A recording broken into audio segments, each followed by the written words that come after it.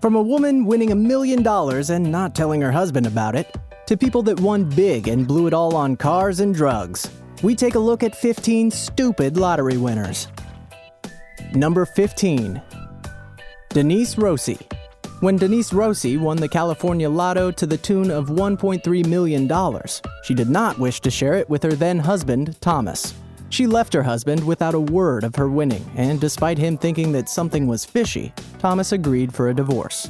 As fate would have it, Thomas came about the truth and filed a lawsuit against ex-wife Denise. Now, since we all know that greed never pays, it's no surprise that Thomas won the case, and without even purchasing a lotto ticket, the lucky guy got every single cent of his ex-wife's winnings. Number 14. Michael Carroll. When Michael Carroll won the 2002 jackpot in England, he quickly came to be known as the Lotto Lout. He went on a crazy binge of purchasing houses and cars, as expected of most lotto winners. But he took his overindulgence a tad bit too far when he used the backyards of those very same houses as open areas to hold demolition derbies that featured the cars he had bought. We already know that he would end up in jail and end up penniless soon enough. That's exactly what happened. Enough said. Number 13. Etta May or Kuu Heart.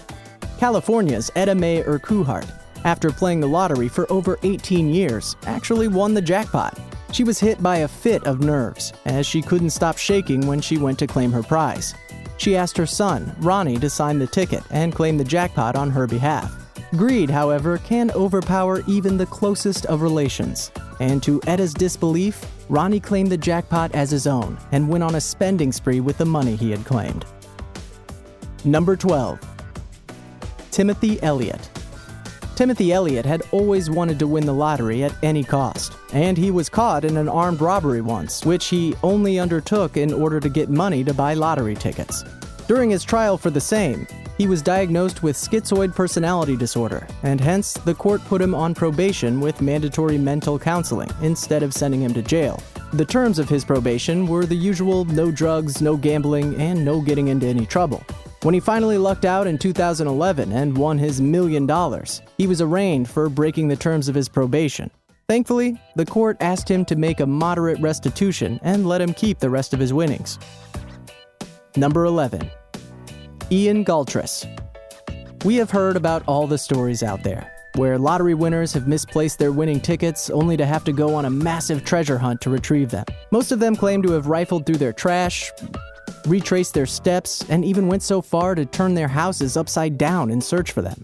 Ian Galtress, an engineer from Merseyside, faced the very same emotions when he realized that he had lost his winning £1 million lottery ticket. How did he know for sure? Well, because he had purchased another ticket for his girlfriend, and it was just one digit away from his, which of course turned out to be the winning one when he had lost it. Number 10. Americo Lopes. Greed is always the precursor for a case of breach of ethics, and that's what happened with Americo Lopes. Construction company worker Americo was delighted when he won the lottery in 2010. He immediately quit his job on the pretext that he required foot surgery. While none of this appeared suspicious for a person who had just won millions, it was only months later, when his co-workers filed a lawsuit against him, that things became clearer. It seems that all the workers in the company usually pooled their money together in order to buy lottery tickets, and it was on one such cash pool that yielded the winning ticket. Number 9. Vivian Nicholson. Of course, everyone that wins a lottery jackpot wants to spend and spend and spend.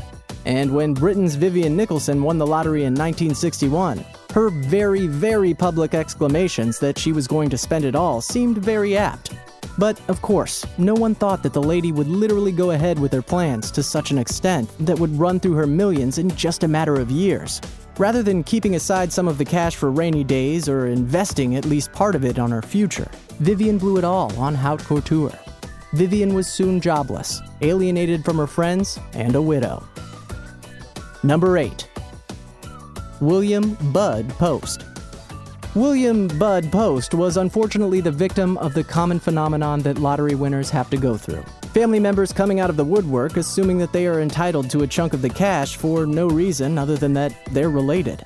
When Post won $16.2 million in the lottery, his girlfriend sued him for some of his winnings, actually winning her case. His brother attempted to hire a hitman to kill him so that he could get the money for himself. It was unsuccessful, but still crazy. His other siblings persuaded him to make bad investments that left him $1 million in debt and living off Social Security checks at the time of his death. Number 7. Jeffrey Dampier. Jeffrey Dampier had good intentions with his money. He really did. Once he won about $20 million from the Illinois lottery, he actually invested it in a gourmet popcorn store called Cassie's Gourmet Popcorn. His sister-in-law, along with her boyfriend, who undoubtedly had dollar signs in his eyes, shot Dampier in the back of the head with a shotgun 7 years after he won, and then left him in the back of a van, intending to take his money. They were obviously caught, however, and convicted of murder, and now they're both in jail for life. Number 6. Alex A Sope. Alex A Sope won about $500,000 in the lottery to benefit his nonprofit organization, a group that aided victims of sexual abuse. But Alex A Sope was a sexual offender himself. He molested 2 girls under the age of 13, one in 1993 and one in 2000, and no one actually knew this until he won the jackpot and the media dug up the info. Not too long later, A Sope was attacked while walking down the street and hit repeatedly in the head with a pipe that left him severely injured. Number 5. Evelyn Adams. Winning the lottery once is one thing. The odds are astronomical at best. Normally, if it does happen to a person, it never happens again. For Evelyn Adams of New Jersey, however, it did happen twice, in 1985 and 1986. She won about $5.4 million in total, and instead of thinking that maybe it was a sign that she should put it away or invest it in something, Adams thought it'd be a great idea to spend it all gambling in nearby Atlantic City. A little over 20 years later, she found herself broke and living in a less than lavish trailer park. Number 4. Tonda Lynn. Former Waffle House waitress Tonda Lynn thought she could easily get away with keeping her millions from being shared with 2 of her waitress colleagues, when the 3 of them had verbally agreed to share the winnings if any of them ever won from tickets that they got as gifts from the joint's patrons. Since verbal agreements related to gambling do not hold up in court, she did win the case that her colleagues filed against her. Number 3. Callie Rogers. When Callie Rogers was 16, she was just another normal teen living in the UK. Then, she won the lottery, about $1.9 million. If you're currently thinking that 16 is far too young to be dealing with that much money at once, you're completely right. Because shortly after receiving her cash prize, Callie went on a spending spree and threw her hardly hard-earned cash at everything from clothes to vacations to parties to breast enhancements. Oh, and cocaine. Lots and lots of cocaine, which is a pretty expensive drug, so you can kind of see why she's on this list. Number 2. Jeanette Lee.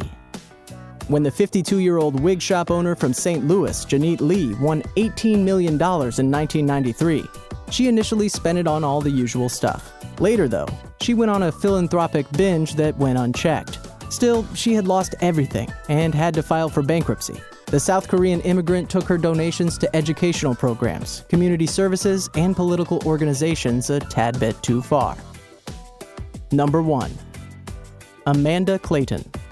Amanda Clayton was arrested for welfare fraud when it came to everyone's notice that she'd still been collecting her welfare checks, even when she had $1 million in her bank account.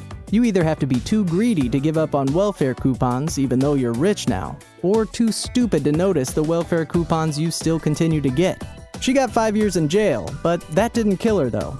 A drug overdose did. What would you do if you won the lottery? Let us know in the comments down below.